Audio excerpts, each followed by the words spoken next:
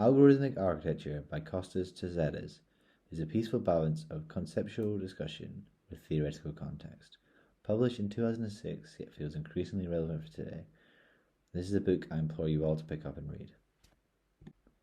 This book is a book of two parts. At first, I'm going to discuss chapters 1 to 3, which are a philosophical conversation about design, intelligence, innovation, and humans' place in all of it. He tells his story as he walks the reader through the history of algorithms and computation, all within the context of Socratic and pre-Socratic philosophies. He then builds up to modern architectural practice, and what practice that he calls architecture. Kostas discusses how the Greeks utilized and studied algorithms as design methodologies, comparing the logic to that of the human mind. He paints a bleak comparison with modern times, stating that common misuse of algorithms and computation as tools of efficiency and speed, such as the likes of CAD. He says here designers make use of algorithms without any understanding how well they work. And for as long as this is true, it means that innovation will be stunted and that computation cannot be developed into its full potential. He continues along the line of computational development in architecture, stating that this modern paradigm shift didn't suit the architects and designers turned digital, and that they're merely spectators to the programmer. Despite these slightly harsh words, Kostas actually gives a pretty unique perspective on the debate about credibility of ownership of digital design between the architect and the programmer. He does so by projecting the idea that both design and innovation aren't things that we can own, and actually both existed before humans and will long continue to exist after humans. He has a clear view of intelligence as a collective ownership, but still he takes this point further as he discusses the paradigm shift that is to happen in architecture, with the next stage of innovation for algorithmic computation. He says it may begin in human ingenuity, but form beyond comprehension will exist within the algorithmic domain. There's a lot that can be taken from Kostas' role of abstract thought throughout this book, but an impression I got was his continual message of the transcendence of design and intelligence above that of humans, and that our grasping efforts to claim credibility or ownership of design is just rooted in a humanistic ignorance and vanity that only see us fail to appreciate the superiority of intelligence and design capabilities that come with algorithms and computation. One of my personal standouts from the first half of this book is the discussion Kostas puts forward, framing innovation, novelty, and for lack of a better word, newness. I think this concept is especially relevant to us, and I say us referring to all the designers, programmers, engineers, or architects watching this. The conversation he puts forward here is something I've personally had a continual bout with. When designing a product or a system, or an algorithm, or maybe some architecture, how do you truly innovate, and how do you make something that's new? And I've always thought, is there anything new? It feels anything innovative is not new, but maybe just a homage to the work of designers before us. And with that, it feels almost impossible to carve out your own property and credibility in these fields. But Kostas, he frames it quite quaintly, and to be honest, he changed my perspective on it slightly. Founded in his Socratic philosophies, he says, "Nothing comes from nothing, and everything ends in nothing." If we just think about what he's saying there for a second, that nothing can begin or be formed without something coming before. I believe that he's not dismissing the concept of originality, but instead saying that everything that is new is founded in something that came before, and design that celebrates what came before is informed by its influences and inspirations. That is where innovation will form.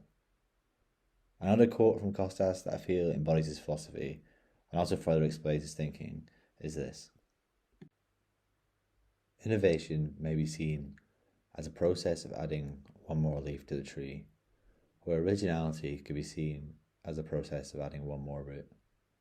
I feel this presents a clear difference of innovation and originality. Further, I believe Kostas is telling the reader here that we as designers must look to develop on the ideas of the designers before us, do pay homage to that design, and learn from the knowledge that was learned before us, which really is a more elegant and maybe long-winded way of saying stop trying to reinvent the wheel. The second half of this book begins with a very textbook approach to coding and algorithms for design, all within the context of Maya, a language used for Autodesk in the early 2000s. So to many of you, this may be irrelevant, a bit outdated, and maybe a bit trivial in some areas. Although saying that, what Kostas does really nicely is he frames almost all of these concepts in projects by either himself or more commonly his students. So if you're going to pick up this book for the discussion and feel the coding isn't of interest, I do implore you to at least skim through and view some of the imagery in this section. As basic as the code may be, it's an excellent example of the simplistic nature behind some of the most complex looking designs. I'm going to briefly go through and show you guys some of the ones that stood out to me and interested me the most, a few of which inspired some of my other work and open up some research avenues. First, we start here with simple cube manipulations. We are presented with code and complementary pseudocode for generating geometries within Autodesk. A lot of examples follow this method. And what is nice about this is the pseudocode allows the logic to be easily abstracted to the likes of Grasshopper via Python or C#. We are shown here some fairly elementary form manipulation of the cube. And on the right, he begins to add a layer of complexity, implementing a stochastic search algorithm where cubes are placed in a design space at random, showing no overlap. It's worth noting, though, that following this logic, the use of random is counterintuitive to the deterministic system of the computer, and this only uses an abstracted sense of a term.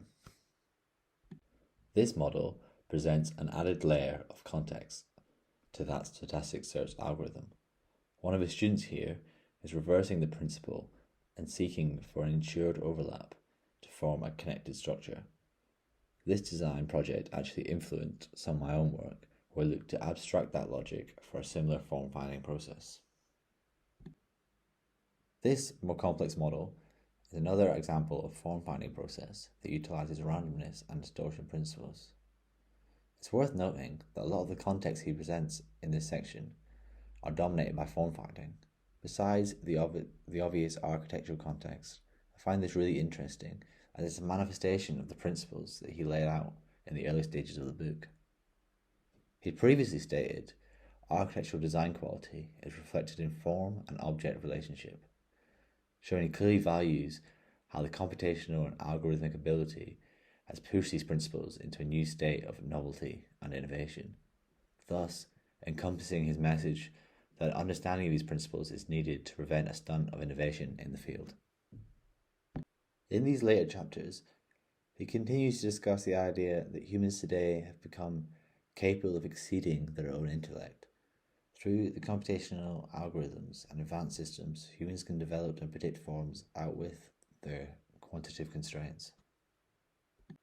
I believe this is shown here through his more abstract and complex forms. Overall, there's a lot to take from this section, but in truth, his descriptions are brief. They're nice for the context of his logic, but for example, if you're trying to come here to learn stochastic circuit algorithms, he'll give you a nice example and a page or two information. But if you're aiming to learn deeply about these principles, this book isn't the one. And this follows from most of the concepts he discusses in these later chapters. Saying all that, overall, I highly recommend anyone from any multitude of design principles to pick this book up and at least read the first couple chapters. It's done a great deal for improving my understanding and conception of my own place in design and how I intend to move forward and how I look to innovate. I believe Kostas has an amazing aptitude for conceptual discussion, especially within this field, and there's a lot to take and provoke thought throughout this book. Secondly, I think the way this is written isn't too definitive, and instead of directly informing, it indirectly enables your own opinions and principles of design to be brought out. I feel it directs these through his discussions, and I believe what you take from this book will vary from personal position and experience. And therefore, I would really be interested to hear anyone's opinions if you do pick up this book, or you may have already read it. So if you have, please come and find me and have a chat. And thank you for watching.